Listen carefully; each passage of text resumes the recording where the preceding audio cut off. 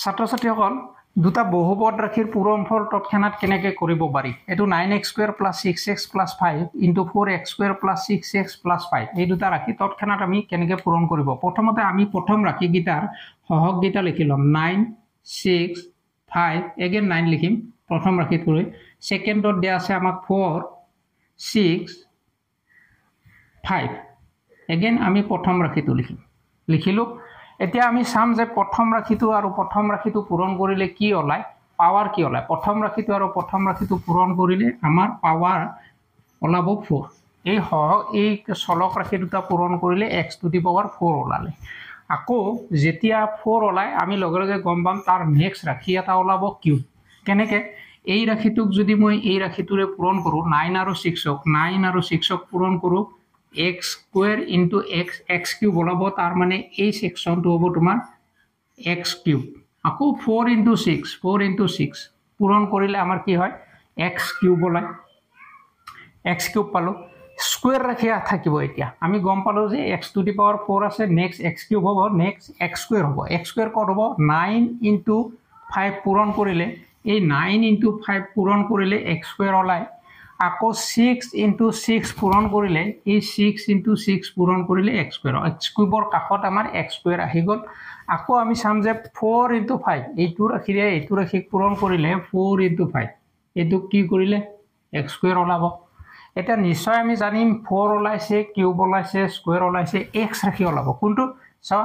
এইটো ৰাশিৰে পূৰণ কৰিলে 6 * 5 ক যদি পূৰণ কৰো এই অংশখিনি হ'ব x তাৰ মানে 5 * 6 এই ৰাশিখিনি ওলাব কি আমাৰ x ৰাশি ওলাব তাৰ মানে এইটোৱে বুজিলো প্ৰথম ৰাশিত যদি আমাৰ এনেকুৱা হয় x⁴ নেক্সট লিখিম আমি x³ নেক্সট লিখিম আমি x² নেক্সট লিখিম আমি x নেক্সট লিখিম আমি কনস্ট্যান্ট কনস্ট্যান্ট কোনটো হ'ব 5 আৰু 5 এই ৰাশি দুটা পূৰণ কৰিলে কনস্ট্যান্ট ওলায় আমি ইয়াত আমি কনস্ট্যান্ট বুলি লিখি থব পাৰো ইয়াত কনস্ট্যান্ট লিখিলো কনস্ট্যান্ট লিখাৰ পিছত কনস্ট্যান্টৰ আগৰ যেটো আমাৰ চলক ওলাইছিল তাৰ পিছৰ চলকটো লিখিলাম কি x ওলাইছিল গটিকে x² এটা কনস্ট্যান্টৰ পিছত ওলাব আৰু তাতে আমাৰ অংকটো ফিনিশ হ'ব তো আমি এনে ধৰণে তৎক্ষণাত লিখিলম পাৱাৰ বিলাক লিখিলৈ অংকটো তৎক্ষণাত আমি পূৰণ কৰি দিব পাৰিম কেনে ধৰণে যে এতিয়া আমি গম পালো x⁴ x⁴ 9 * 4 আমি ইয়াত লিখিম x⁴ প্লাস x³ আমাক লাগে তো আমি x³ লিখিলো 9 * 6 প্লাস 4 * 6 তাৰ পিছত আমাৰ আছে x²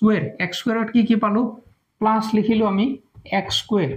ত 6 * 6 এটা পালো 6 * 6 পালো আকৌ ইপিনে আছে 5 * 4 আৰু 9 * 5 প্লাস 9 * 5 এটো x² হলা x কি পালো যে x plus x is equal to 6 * 5 plus 5 * 6 এটো x পালো আকৌ কনস্ট্যান্ট কি পালো কনস্ট্যান্ট পালো আমি 5 *